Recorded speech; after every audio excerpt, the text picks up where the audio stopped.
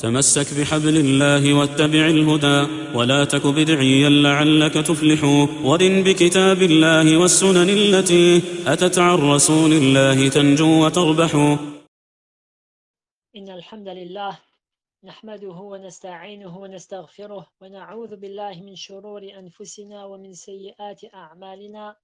من يهده الله فلا مضل له ومن يضلل فلا هادي له، وأشهد أن لا إله إلا الله وحده لا شريك له، وأشهد أن محمدا عبده ورسوله صلى الله عليه وسلم.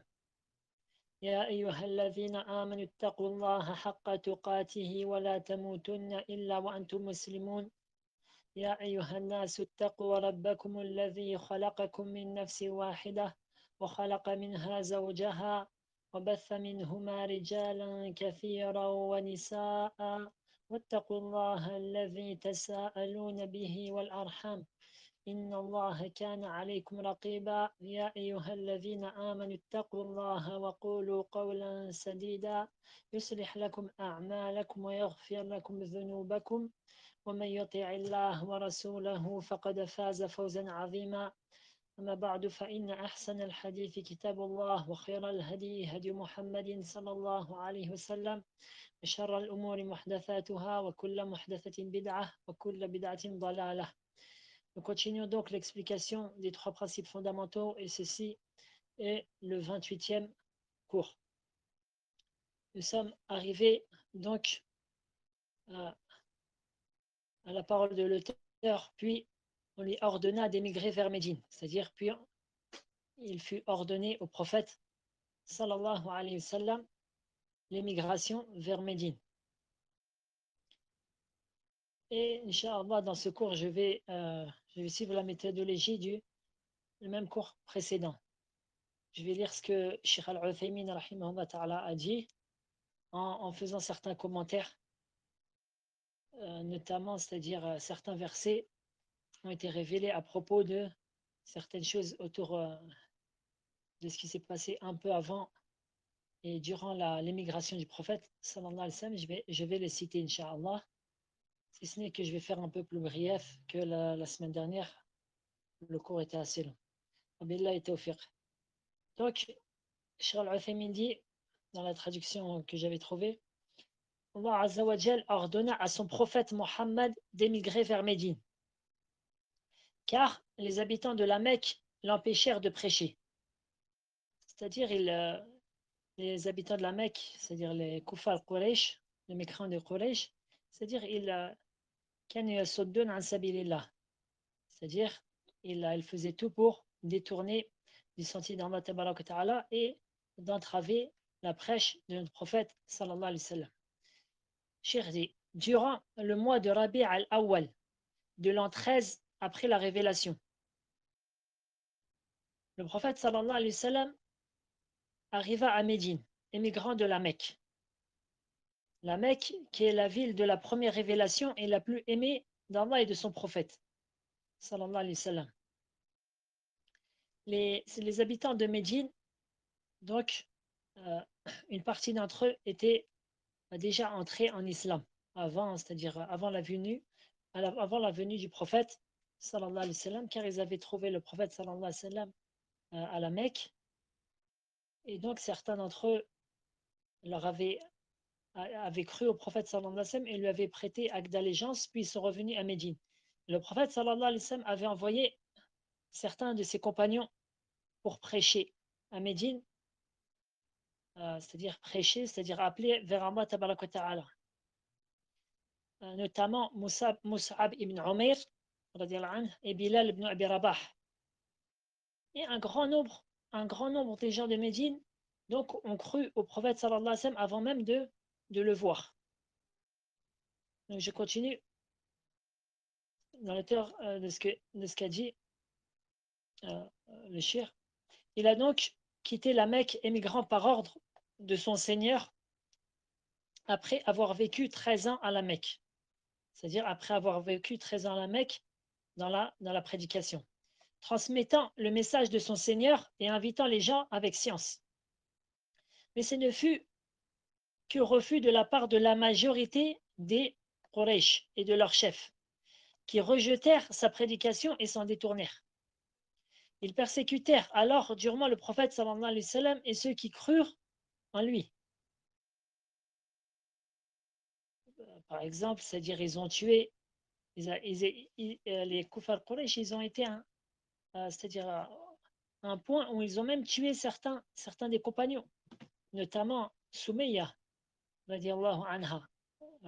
Soumayya, qui est la première martyre en islam et qui est une femme. Donc, et ils ont tué son mari aussi ensuite. Et ils l'ont tué, c'est-à-dire d'une manière, a'udhu billah, très très cruelle que j'éviterai de citer. Et tout cela c'est-à-dire ils ont tué donc ces deux-là sous les yeux de leur fils, de leur fils. Et le prophète sallallahu alayhi wa sallam n'avait pas à ce moment-là la capacité de leur venir au secours, c'est-à-dire ni lui ni la poignée de croyants qui étaient présents. Sabran ala Yasir fa inna maw'idakumul jannah. Le prophète sallallahu alayhi wa sallam, en passant proche d'eux, il leur a dit patience pour la famille de Yasir. Certes, votre, votre rendez-vous est le paradis. C'est ainsi que il arrive que les musulmans ils sont en état de faiblesse, qu'ils ne peuvent pas, c'est-à-dire ils ne peuvent pas secourir par la main. Dans ce cas, au minimum, la personne, elle fait des du'as, des invocations pour ses frères qui sont persécutés. Donc, je reviens, et ceux qui crurent en lui, au point d'élaborer une ruse afin de tuer le prophète sallallahu alayhi wa sallam par traîtrise, jusqu'au point où ils ont voulu tuer même le prophète sallallahu alayhi wa sallam, comme ceci va venir. Les chefs Quraysh se rassemblèrent donc à ce sujet dans leur parlement appelé Dar al-Nadwa et se concertèrent sur le sort qu'ils devaient réserver au prophète sallallahu alayhi wa sallam. En effet, ils voyaient bien ses compagnons émigrer vers Médine.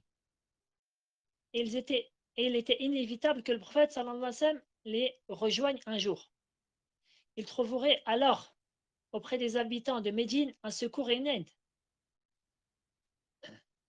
En effet, ces derniers lui avaient prêté serment d'allégeance et juré de le protéger comme ils protégeaient leurs femmes et leurs enfants. Là, c'est les Ansar, c'est-à-dire les Médinois qui ont cru au prophète sallallahu alayhi wa sallam. Ils lui avaient porté ce serment d'allégeance. Donc la puissance militaire du prophète sallallahu alayhi wa sallam augmenterait, alors il aurait le dessus de la tribu des Quraysh.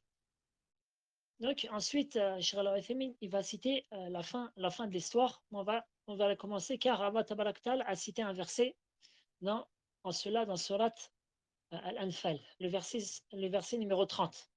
وَإِذْ يَمْكُرُ بِكَ الَّذِينَ كَفَرُوا لِيُثْبِتُوكَ أَوْ يَقْتُلُوكَ أَوْ يُخْرِجُوكَ وَيَمْكُرُونَ وَيَمْكُرُ اللَّهُ وَاللَّهُ خَيْرُ الْمَاكِرِينَ. Allah Ta'ala dit, et rappelle-toi, ce verset-là, il a été révélé à Médine. Et Allah Ta'ala dit, et rappelle-toi donc ce qui s'était passé juste avant l'émigration du prophète sallallahu alayhi wa sallam.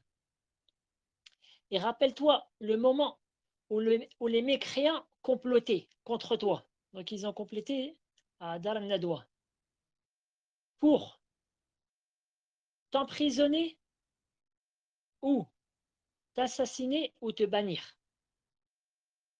Ils complotèrent, mais Allah a fait échouer leur complot. Et Allah est le meilleur en stratagème. L'imam, c'est-à-dire qui est connu dans l'écriture de la vie du prophète Mohammed ibn Ishaq, il rapporte donc ce qui suit, ce que je vais résumer, d'après Ibn Abbas, que lorsque ils se sont, c'est-à-dire les Koufar Quraysh se sont rassemblés à Dar al-Nadwa, est venu leur rendre visite Iblis, qui est venu Iblis, fi surati sheikhin jalil, sous l'apparence d'un homme, c'est-à-dire qui était âgé et qui semblait être un homme illustre. Cette histoire, subhanallah, c'est-à-dire Cheikh Ali Nasser al-Faqih, il aimait bien la citer dans ses cours. Donc il est venu selon la forme d'un homme, d'un cheikh, c'est-à-dire une personne qui est âgée et qui est illustre. Donc lorsqu'ils l'ont vu, ils lui ont dit qui tu es. Lui, il a dit Sheikhun min Najd. Je suis un cheikh qui vient de Najd, une personne âgée qui vient de Najd. J'ai entendu que vous vous rassemblez et j'ai voulu, c'est-à-dire participer avec vous. Et donc ils l'ont laissé, ils l'ont fait entrer. Ensuite, il a dit فقال انظروا في شأن هذا الرجل. Donc Iblis il leur dit donc qu'est-ce que vous avez pensé à faire sur cet homme, c'est-à-dire le prophète sallallahu alayhi wa sallam. Un d'entre eux dit ihbisuh fi wathaq, c'est-à-dire عفوا ihbisuh fi withaq, c'est-à-dire emprisonnez-le en c'est-à-dire en l'alliant, c'est-à-dire le raccrochant à un endroit, de sorte qu'il ne puisse pas bouger. Cependant, Iblis, sous la forme d'un homme, dit Wallahi ma hadha lakum bi ra'i. Il leur a dit par Allah, ceci n'est pas, c'est-à-dire un bon avis. Wallahi la yukhrijannahu rabbuhu min mahbasih ila ashabih. Il a dit par Allah. Pourquoi? Parce que les kuffar Quraysh, même s'ils étaient mécréants, comme on l'a bien compris quand on a étudié Qawad al-Arba, c'est que ils juraient malgré tout par Allah tabaraka ta'ala, mais ils juraient aussi par leur autre divinité. Donc Iblis, il a fait comme eux. Il a dit, par Allah, son Seigneur le fera sortir de cette prison-là vers ses compagnons.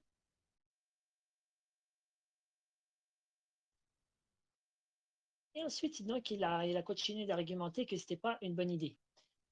فقال قائل منهم, c'est-à-dire un autre dit أخرجوه من بين أظهركم تستريحوا منه. Il leur a dit bannissez-le, c'est-à-dire bannissez-le, bannissez-le définitivement afin que vous vous débarrassiez de lui. فإنه إذا خرج لن يضركم ما صنع وأين وقع. S'il est loin de vous, alors il ne vous nuira pas ce qu'il fait et où il fait cela. Et donc il a argumenté. Cependant, Iblis, encore une fois, il a dit Wallahi ma hadha lakum bi ra'i. Il a dit par Allah, ceci n'est pas une bonne idée. Alam taraw halawata qawli wa tilawata lisani. Donc il a dit ne voyez pas vous, ne vous voyez pas, c'est-à-dire ne voyez pas à quel point il est éloquent. Donc il a dit que les gens ils reviendront vers lui. Et à ce moment-là, Abu Jahl, il a pris la parole. Et donc je reviens à la parole de Cheikh Al-Uthaymin. Qu'est-ce qu'il a dit à Abu Jahl? Je suis d'avis que de chacun des clans formant la tribu de Quraysh. Et ces clans-là, ils étaient du nombre d'une dizaine de clans. On choisisse un jeune homme robuste et que l'on donne à chacun un sabre tranchant, avec laquelle ils frapperont Mohammed comme un seul homme. C'est-à-dire, ils vont tomber il a voulu qu'ils tombent sur notre prophète et qu'ils le frappent tous, et ainsi, ils l'auront tous tué et se sont réunis à son meurtre. Ensuite, Abu Jahl dit, il périra alors et nous en serons débarrassés. En effet, la responsabilité de sa mort sera partagée entre tous les clans de la tribu de Quraysh. Ainsi, les Banu Abd Manaf, c'est-à-dire qui est le clan du prophète sallallahu alayhi wa sallam, ne pourront pas déclarer la guerre à toutes les tribus. Donc ce clan-là, il ne pourra pas faire la guerre à toutes ces tribus-là. Si le meurtrier était d'une seule tribu. Alors une tribu peut combattre une autre, ou une tribu peut combattre deux tribus. Mais le fait de combattre 10 tribus, c'est quelque chose qui ne leur est pas possible. Donc ils devront alors se satisfaire du prix du sang que nous leur verserons. C'est-à-dire, on va le tuer, et ensuite on donnera le prix du sang qui est malgré tout c'est-à-dire sans chamel, et voilà. À ce moment-là, donc je reviens à ce qu'a rapporté Ahmed ibn Ishaq. Iblis, qu'est-ce qu'il a dit? Il a dit Hada wallahi ar-ra'i. Il a dit ceci par Allah est le bon avis. القول ما قال الفتى لا رأي لا رأي غيره أو لا رأي غيره عفوا. Il a dit la bonne parole est ce qu'a dit cet individu. Il n'y a pas d'avis en dehors de celui-là.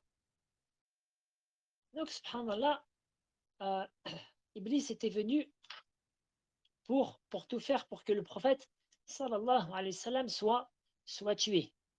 C'est ainsi qu'Allah Ta'ala, dans le verset précité, il a cité les trois avis qui ont été dits durant durant cette, durant cette assemblée, que certains ont appelé Yom al-Zahma, le jour Yom al-Zahma, c'est-à-dire le jour de la foule. Oui, ils se sont rassemblés d'une manière lâche pour faire cela. Donc ensuite, à ce moment-là, Allah Ta'ala a envoyé Jibril alayhi salam pour avertir le prophète sallallahu alayhi wa sallam du, du stratagème des Quraysh contre lui.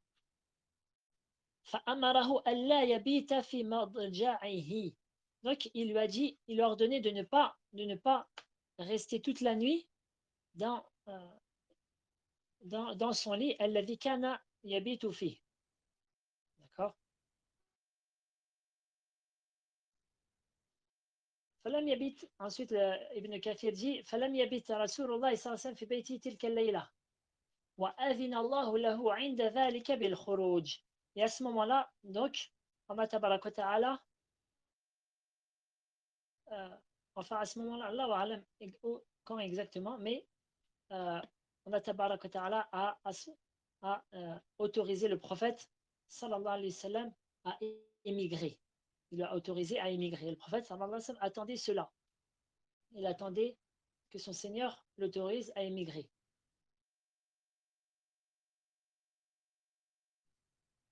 Ensuite, donc, le verset que j'ai dit, il a été cité à Médine pour rappeler ce bienfait-là, parce qu'Allah Ta'ala l'a sauvé de cela.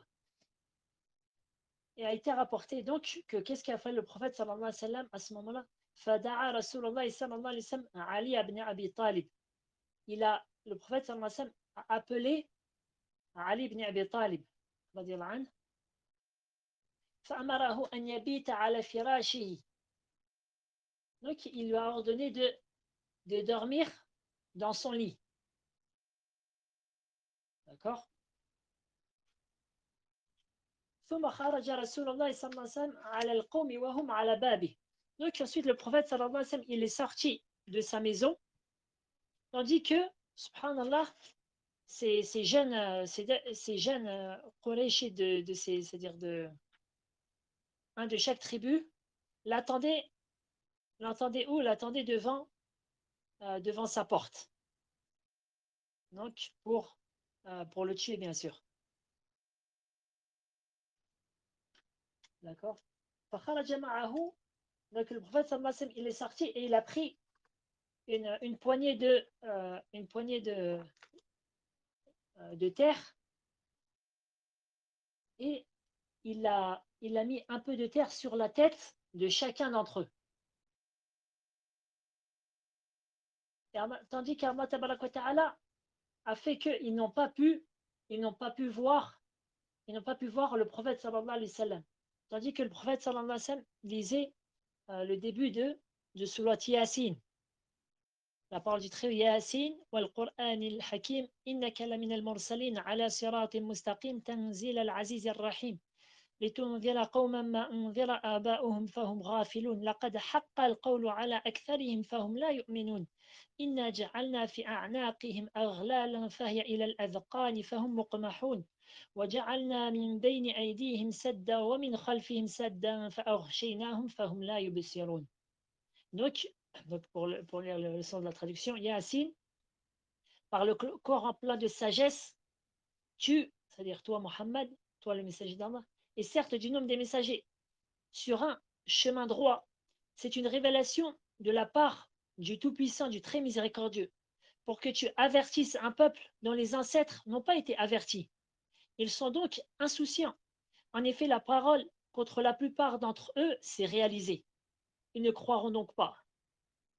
Nous mettrons des carcans à leur cou, et il y en aura jusqu'au menton. Et voilà qu'ils iront tête dressée. Et nous mettrons une barrière devant eux et une barrière derrière eux. Nous les recouvrir d'un voile et voilà qu'ils ne pourront rien voir. Et donc Allah tabaraka ta'ala, ça fait partie des signes, c'est-à-dire entre guillemets des miracles du prophète sallallahu alayhi wa sallam. Allah ta'ala leur a voilé la vision, de sorte qu'ils n'ont même pas pu voir le prophète sallallahu alayhi wa sallam sortir de sa maison. Et donc le prophète sallallahu alayhi wa sallam, donc Cheikh Al-Uthaymin va expliquer cela, donc il s'est rendu vers la grotte. Et pour finir, وَبَاتَ الْمُشْرِكُونَ يَحْرِسُونَ عَلِيًّا يَحْسَبُونَهُ النَّبِيُّ. Donc toute la nuit, ces associateurs, ces polythéistes, ils sont restés devant la porte du prophète sallallahu alayhi wa sallam. D'accord? Et ils surveillaient donc Ali en pensant que c'était le prophète. Lorsqu'ils sont arrivés de bon matin, donc ils ont estimé que voilà, ils sont restés assez de temps. Faru Ali, ils sont sautés sur Ali pour le tuer. Lorsque ils se sont rendus compte que c'était Ali, c'était pas le prophète, sallallahu alayhi wa sallam, et bien Allah Ta'ala a jeté sur eux leur stratagème. Et ces jeunes donc ont dit Aina sahibuka hadha, où est ton compagnon? C'est-à-dire, il veut dire par cela Mohammed sallallahu alayhi wa sallam. Qala la adri. Ali il a dit je ne sais pas. Car le prophète sallallahu alayhi wa sallam n'avait pas dit à Ali quelle direction il allait prendre. Et à ce moment-là, donc, ils se sont mis à le chercher partout. Et comme Ashir Ali Nasser al-Faqih dit, subhanallah, les gens de l'islam, c'est-à-dire les musulmans, n'oublient pas, c'est-à-dire deux choses, c'est-à-dire celui, comme on va le voir, celui qui a fait son émigration avec le prophète sallallahu alayhi wa sallam, celui qu'Allah Ta'ala a choisi pour émigrer avec le prophète sallallahu alayhi wa sallam, à savoir Abu Bakr Siddiq, et il n'oublie pas Ali ibn Abi Talib, qui a eu le courage d'obéir au prophète durant ce moment difficile, de sorte qu'il sait qu'il y a des gens qui attendent pour tuer le prophète sallallahu alayhi wa sallam, et malgré tout, il a eu le courage de dormir sur le lit du prophète sallallahu alayhi wa sallam, radiyallahu anil sahabati ajma'in. Donc, Cheikh Al-Uthaymin dit ensuite, mais Allah informa son prophète sallallahu alayhi wa sallam des desseins des polythéistes et l'autorisa à immigrer. Abu Bakr Siddiq anhu s'était préparé pour se rendre à Médine lorsque le prophète sallallahu alayhi wa sallam lui dit ne t'empresse pas, en effet j'espère que l'autorisation d'émigrer me sera bientôt donnée. Abu Bakr anhu retarda alors son départ afin de tenir compagnie au prophète sallallahu alayhi wa sallam durant son voyage. Aïcha rapporte alors que nous étions dans la demeure d'Abu Bakr aux environs de Dhuhr, voilà que le prophète sallallahu alayhi wa sallam se présenta à l'entrée de la maison. Le visage, c'est-à-dire recouvert. Abu Bakr anhu s'exclama alors. Pourquoi? Parce que, donc, je lis. Abu Bakr s'exclama alors, je donnerai pour lui père et mère en rançon. Par Allah, s'il est venu à cette heure, c'est pour un événement important. Pourquoi? Parce que Aïcha, dans une autre version, elle rapporte que en fait, sallallahu alayhi wa sallam, il visitait Abu Bakr pratiquement quotidiennement. Mais il le visitait, c'est-à-dire vers la fin de la journée. Soit au début de la journée, soit à sa fin. Et c'est ce qui est connu dans Fil Hijaz, à la Mecque, à Médine, dans les pays chauds, c'est qu'en général, on ne visite pas une personne à l'heure du Dhuhr. De plus, ce jour d'aujourd'hui, on n'appelle pas quelqu'un au téléphone à l'heure du Dhuhr. Pourquoi? Parce que c'est le moment, les gens du Hijaz, c'est des gens qui se lèvent très très tôt. C'est-à-dire, quand ils font subh, déjà en général, la prière de subh, elle est tôt, et ils ne repartent pas dormir jusqu'à l'heure de Dhuhr, où, c'est-à-dire la chaleur, elle est très très importante. Et donc, en général, les gens à ce moment-là, ils font la sieste, une petite sieste comme ça, et donc les gens, ils ne se visitent pas. Donc, il a compris, Abu Bakr, que si le prophète sallallahu alayhi wa sallam était venu à ce moment-là, c'était pour une chose qui était importante. Je continue. Le prophète sallallahu alayhi wa sallam entra et dit alors à Abu Bakr. Donc là, il y a une erreur de traduction. Ce qui est voulu, sort de la maison ceux qui sont présents. Pourquoi? Parce que le prophète sallallahu alayhi wa sallam, lorsqu'il est rentré, il a trouvé certains des membres de sa famille, donc il a voulu lui parler en secret. Abu Bakr anhu, répondit, tu n'as là que les membres de ta famille, ô toi, pour qui je donnerai père et mère en rançon. Donc à ce moment-là, le prophète sallallahu alayhi wa sallam a continué sa parole. Il dit alors, l'autorisation d'émigrer m'a été accordée. Abu Bakr anhu, dit, aurais-je le privilège d'être ton compagnon de route? Et le prophète sallallahu alayhi wa sallam lui répondit oui. Et dans une version, subhanallah, Aïcha, elle dit que Abu Bakr Siddiq, il a pleuré de joie. Et que c'était la première fois qu'elle voyait une personne pleurer de joie.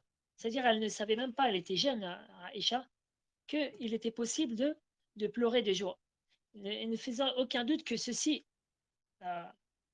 fait partie des grands mérites d'Abu Bakr Siddiq, étant donné que qu'Allah Ta'ala l'a choisi pour cela, d'une part, et encore une fois, il a risqué sa vie, car les mécréants, les mécréants voulaient la tête du prophète sallallahu alayhi wa sallam. Abu Bakr dit ensuite, prends donc une de mes deux montures. Le prophète sallallahu alayhi wa sallam dit alors non, sans en avoir donné le prix. Ensuite, donc, ils quittèrent tous deux la Mecque et passèrent 3 nuits dans une grotte de la montagne de Thawr.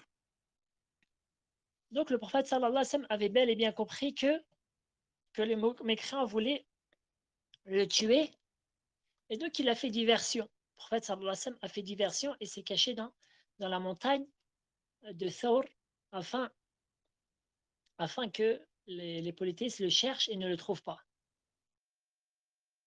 Et on prend en cela deux choses, ce qui précède, même s'il y a énormément c'est-à-dire de leçons à retenir, mais j'en cite quelques-unes seulement.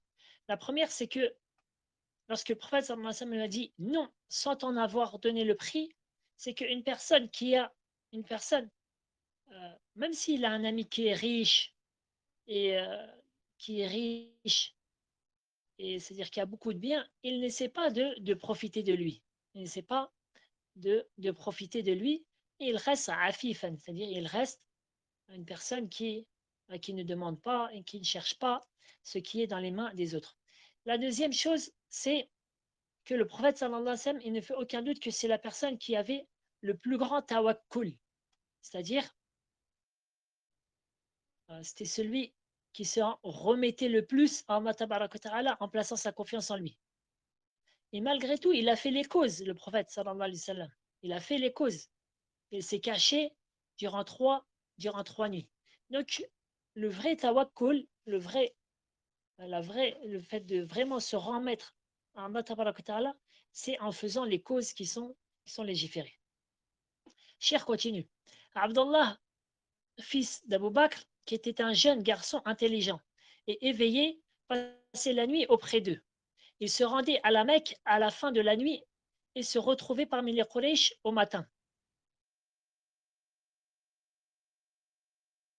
il mémorisait tout ce qu'il pouvait entendre concernant le prophète sallallahu alayhi wa sallam et son compagnon. Puis, en informait ces derniers lorsqu'il se rendait auprès d'eux à la tombée de la nuit. Donc, il essaie de mémoriser tout le complot des polythéistes, par où ils veulent passer, où ils le cherchent, etc. Et il divulguait cela au prophète sallallahu alayhi wa sallam. Les membres de la tribu de Quraysh se mirent alors à chercher le prophète sallallahu alayhi wa sallam en tout lieu et tentèrent de le retrouver par tous les moyens. Ils proposèrent même une récompense de 100 chameaux pour celui qui le retrouverait. Cependant, Allah subhanahu wa ta'ala était avec le prophète et avec Abu Bakr. Par son aide, il les protégeait et par son assistance, il les secourait. Au point où certains membres de la tribu de Quraysh, bien que se trouvant à l'entrée de la grotte, ne les virent pas. C'est-à-dire, ils ont cherché partout et ils sont arrivés juste devant la grotte. Abu Bakr rapporte, comme l'a rapporté Al-Bukhari et Muslim, je dis au prophète, lorsque les polythéistes sont arrivés devant la grotte, alors que nous étions dans la grotte, il suffirait que l'un d'eux jette un coup d'œil à ses pieds pour nous voir. C'est-à-dire, ils sont arrivés tellement proches que si il regardait juste un petit peu, il baissait juste un petit peu le regard, subhanallah, vers leurs pieds, ils auraient vu le prophète sallallahu alayhi wa sallam avec son compagnon Abu Bakr.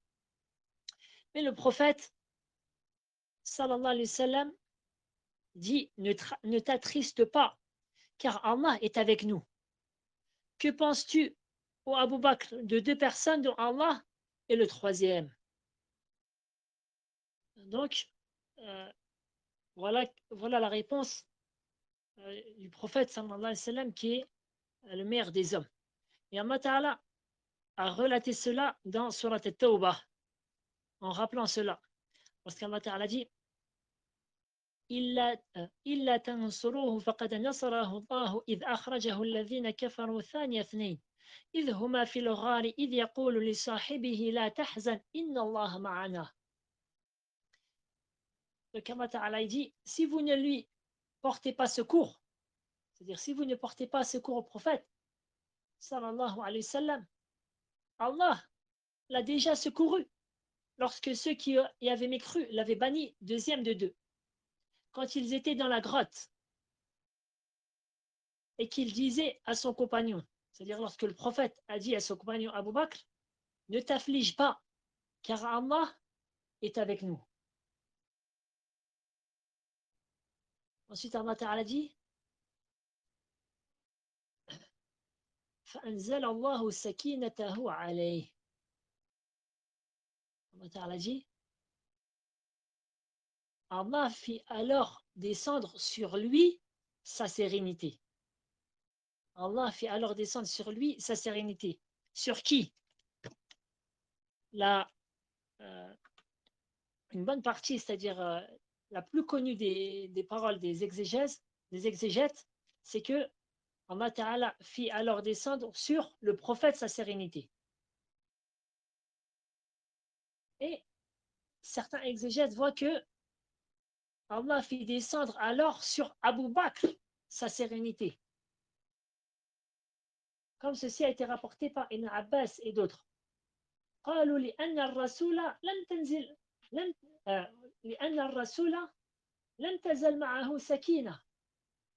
Ceci car le prophète sallallahu alayhi wa sallam, lui, il était serein.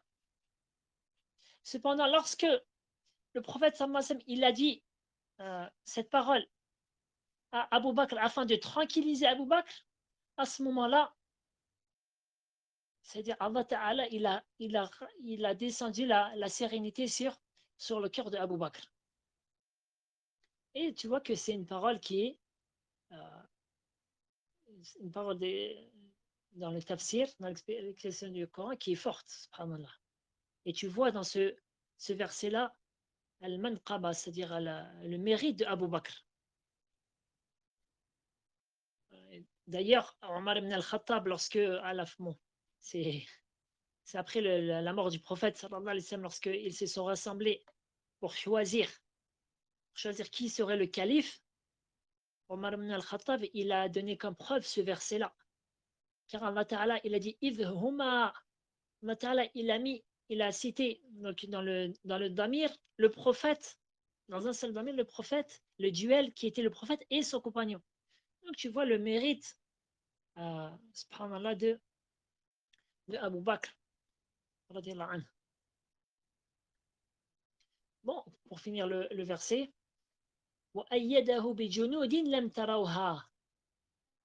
et le soutien de soldats que vous n'avez pas vus. C'est-à-dire de soldats que vous n'avez pas vus. Ibn Kathir, il dit ce sont les anges. Allah Ta'ala les a soutenus par les anges. وَجَعَلَ كَلِمَةَ الَّذِينَ كَفَرُوا السُّفْلَى.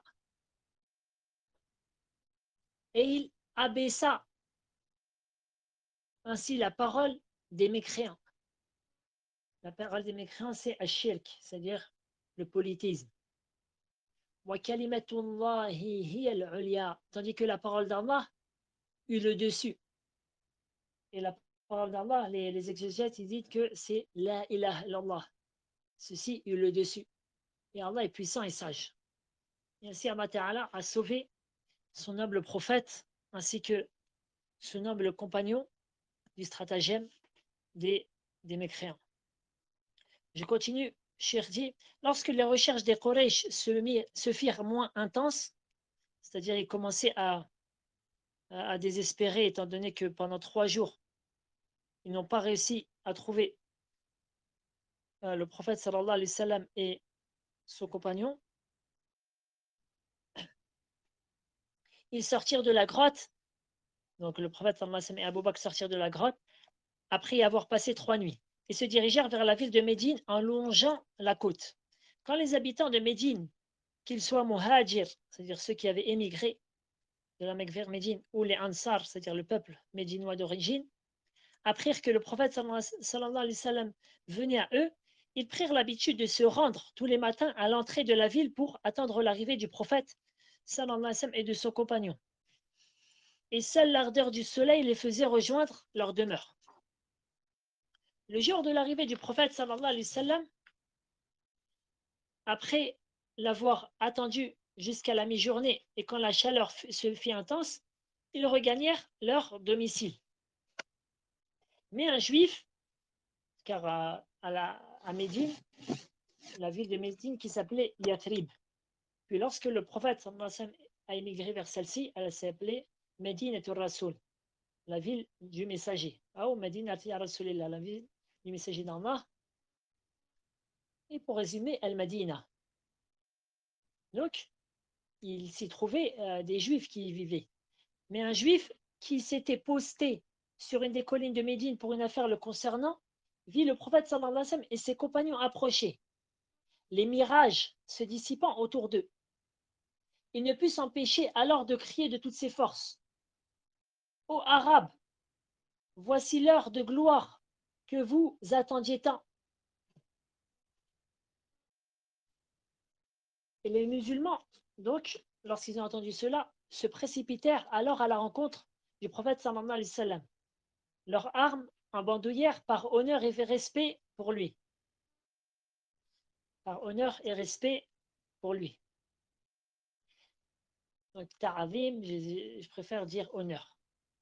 Et pour exprimer le fait qu'ils étaient prêts à combattre et à le défendre.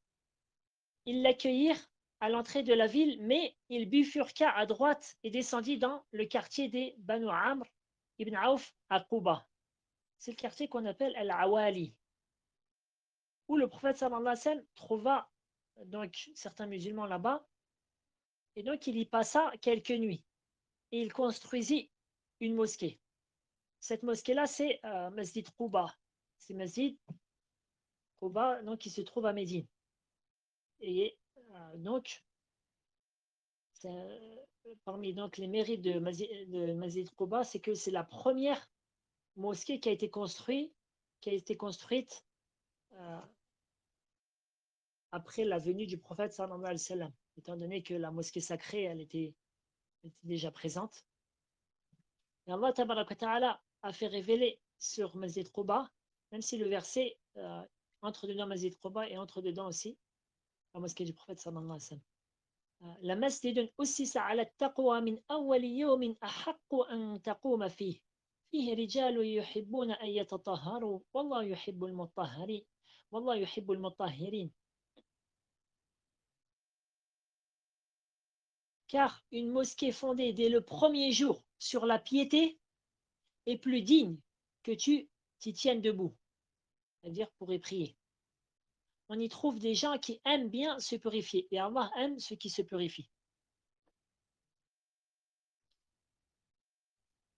Et donc le prophète sallallahu alayhi wa sallam, durant toute sa vie, il se rendait tous les samedis vers Masjid Quba, comme l'a rapporté le Bukhari Muslim, et il s'y rendait des fois en marchant et des fois sur monture pour y prier. Il y priait là-bas, il s'enquérait des musulmans qui y vivaient. Ensuite, Abdullah ibn Omar faisait la même chose après la mort du prophète sallallahu alayhi wa sallam. Donc voilà, il construisit la mosquée de Quba. Il se dirigea ensuite vers Médine, entouré de compagnons. D'autres allaient à sa rencontre sur son chemin. Abu Bakr anhu relate, le jour de notre arrivée, les gens, les enfants et les domestiques sortirent dans les rues, se juchèrent sur le toit des maisons en s'exclamant Allahu Akbar, le messager est arrivé, Allahu Akbar, Mohammed est arrivé. Donc c'était pour eux, c'est-à-dire une, une, une magnifique nouvelle. Alhamdulillahi Rabbil Alamin. Parmi ceux, notre cher Al-Uthaymin s'est arrêté là. Je vais juste rajouter des petites choses très rapidement.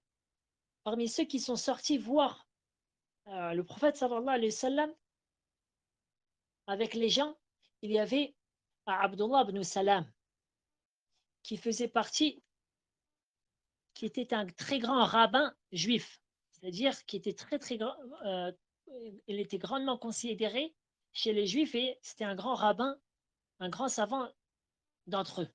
Donc il dit qu'il est sorti avec les gens, car en réalité les juifs, ils attendaient la venue d'un prophète. Et c'est d'ailleurs pour cela qu'ils avaient emménagé à Médine, car les signes qui étaient venus dans leur livre, ils ont reconnu ces signes-là du lieu où il allait venir, que c'était Médine.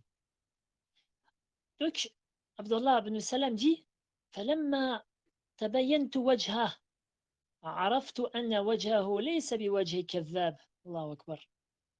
Il dit, lorsque j'ai vu son visage, j'ai su que son visage n'est pas celui d'un menteur. Donc rien que le fait que lorsqu'il a vu le prophète sallallahu alayhi wa sallam, il a su que c'est pas le visage d'un menteur. Parce que les menteurs, les scélérats, c'est-à-dire les gens du mal, quelqu'un qui a une lumière dans son cœur, il voit cela à travers leur visage. Ensuite, Abdullah ibn Salam dit فَكَانَ أَوَّلُ شَيْءٍ سَمِعْتُهُ تَكَلَّمَ بِهِ أَنْ قَالَ. Et la première des choses que j'ai entendu qu'il a dit, c'est أَيُّهَا النَّاسِ أَفْشُوا السَّلَامَ. Ô vous les gens, propagez le salam.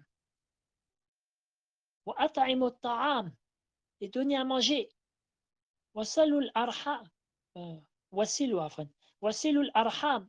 Et liez les liens de parenté. وَصَلُّوا بِاللَّيْلِ وَالنَّاسُ نِيَامٌ. Et priez la nuit tandis que les gens dorment. تَدْخُلُوا الْجَنَّةَ بِسَلَامٍ. Vous entrerez au paradis en toute paix. Ce hadith-là a été rapporté par Ibn Majah et a été rendu authentique par Cheikh Al-Albani. Ensuite, Abdullah ibn Salam, il n'a pas duré, si ce n'est que, alhamdulillah, il est rentré en islam. Et une fois qu'il est rentré en islam, c'est-à-dire son peuple, ils l'ont dénigré. Donc, le prophète sallallahu alayhi wa sallam a rentré donc dans le cœur de Médine.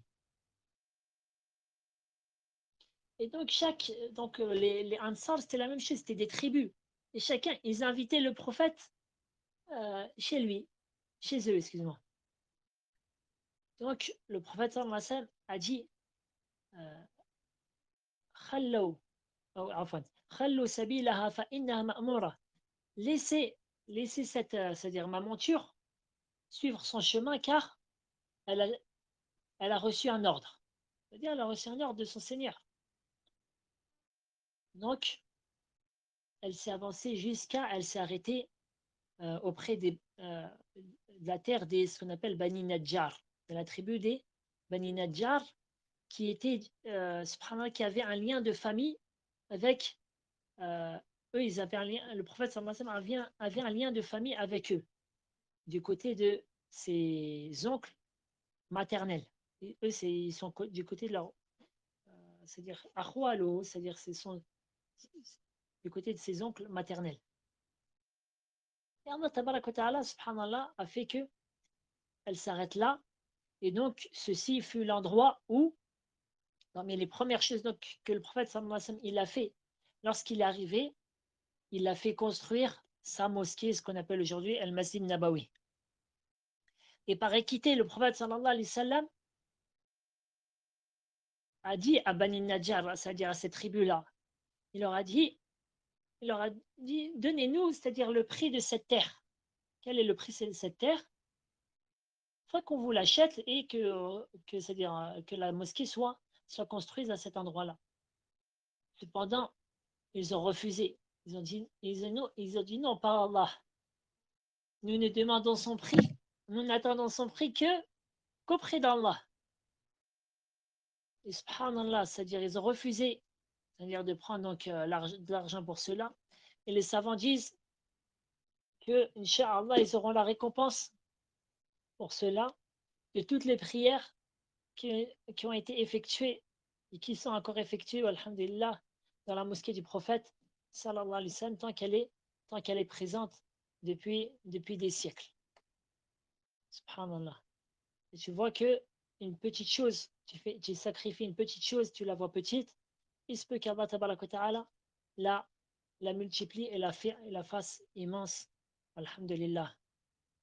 C'est pour ça que lorsque la personne elle peut faire une aumône, elle l'a fait. C'est peut qu'Allah ta'ala la multiplie de par sa grâce. Ensuite, donc,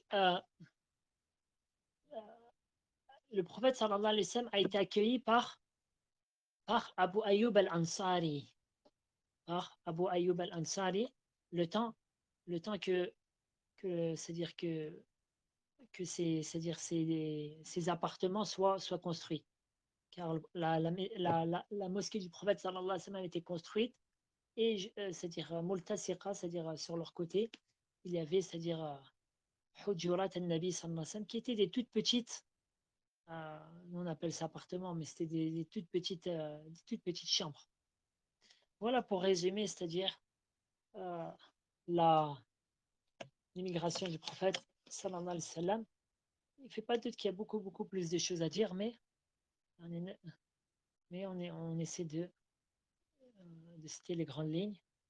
Et la personne, petit à petit, elle avance dans la compréhension et dans l'étude et dans la lecture. Billahi tawfiq.